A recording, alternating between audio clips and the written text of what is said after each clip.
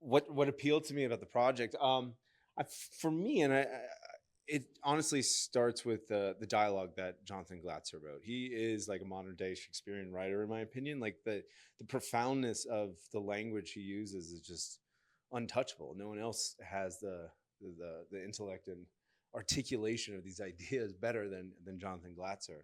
So reading that script or his script alone, the pilot, it just, I knew I wanted to, 20 years reading a script like that, you're like, this is the character I want to put breath into his words, into the life of Duncan Park. There is timely topics on the show and stuff like that, and like I'm definitely not claiming to be a tech expert or anything, but I think it's the humanity that Jonathan Glatzer has put into these characters. Like, again, this show is about people that went into this world with good intentions, wanting to build the perfect product, and they're flawed themselves. And then they had money added onto that, power, wealth. And then what is the story that's fun is the corruption of that power, the weight of all that stuff. And these people trying to be larger than life titans in this world, but they're still just humans that, people have flaws. Behaving badly, making bad choices. Yeah. Is that kind of what spoke to you, or? Well, the writing is absolutely spectacular, and Jonathan's created this epic world, and it's everyone's fascinated by what are they doing in Silicon Valley? What are they creating? What is next? And it's exciting and terrifying. And then you've got this world of people that are doing sort of bad things, making bad choices, good people doing bad things, and you're a bad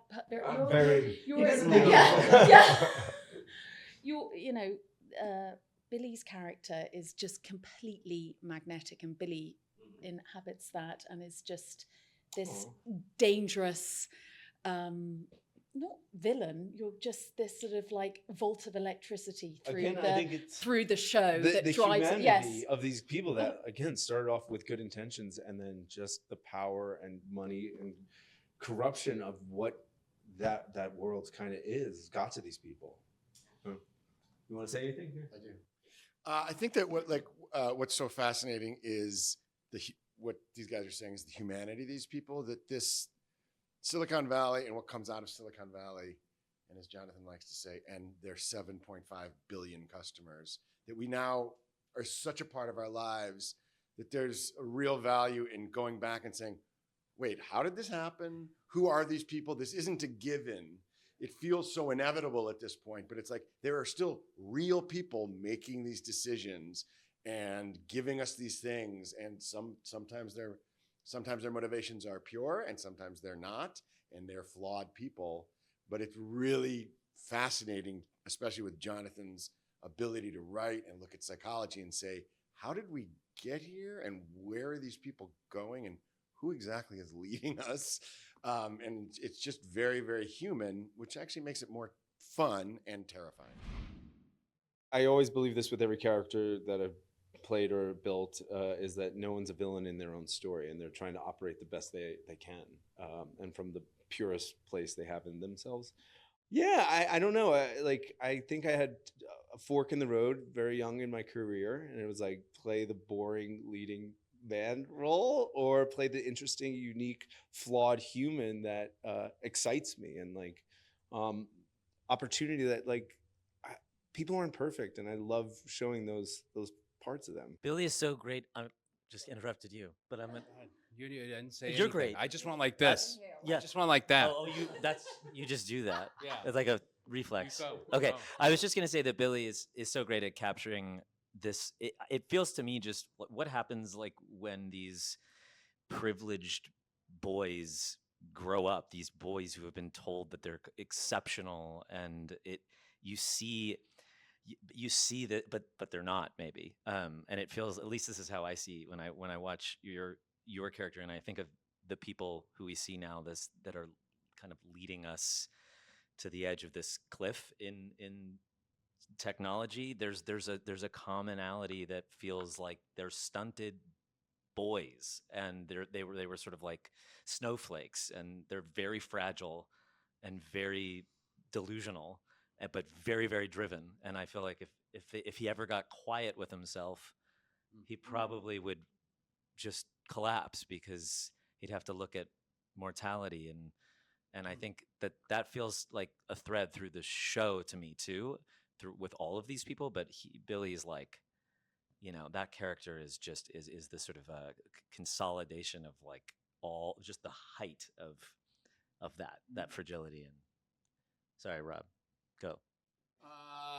If you say exactly what I said, I was gonna say something. I'm trying to think of something different because I was gonna say that humanity, writing. Billy's main talent, I think, one of the things that it's something that people don't see, and this is what I always watch people who play bad guys a lot with an appreciation because they also have to be likable. He's also number one on the call sheet, and a lot of responsibility falls on his shoulders. So to be able to play a character, and a lot of these guys have to play characters and yet somehow be likable. And that's not something you can necessarily work at. You just have to be likable. So that was a little something Thanks, for you. buddy. There. Yeah, Thanks, buddy. I like you. I think it's something funny about this show. I don't know who I was talking to it about. Maybe it was you, Sam. But like the juggling act of how easy we had to make this show look. Like all the shit we're doing in this show is so difficult, and this ensemble here has put it together where it looks flawless and easy. And I think that is fucking talent, is to make it look seamless. And the amount of effort and just professionalism and talent that everyone brought every day, it's like I'm so proud of this group more than anything. That's so nice. It's true. But I also think it's because, I mean, that has so much to do with Jonathan and his scripts, because everyone feels very lucky, to be part of something like this and be able to tell the story. Like, these characters are so complex. And it's not something you see every day at all. So I think it's just everyone worked really hard. And yeah. and there's something that feels urgent about this story too. So I at least when the way that I see it, when I think when we're going to work, I don't know, it feels like we better tell this now because this is also going to be a headline in like 6 hours. To what Billy was saying, finding the good in some way in these characters. I mean, that's not really trying to, for me, not trying to think of it as making it likable, but just what's driving this guy, and why is he spending all of his time in a garage with a bot, and he thinks he's doing it. He says he's doing it to help teenagers, alienated. It sounds a little creepy, but depressed, lonely teenagers. But he's got a real life depressed, lonely teenager in his house that he's neglecting. But like, maybe if he cracks this code, then there will never be another lonely teenager. I mean, maybe that's how he sees it. Maybe he's sacrificing his real relationship to save humanity. I really do think that's what a lot of the people that are doing this think, or convince themselves at least, or would say if they were asked. But obviously the reality might be a little more, maybe not quite as altruistic.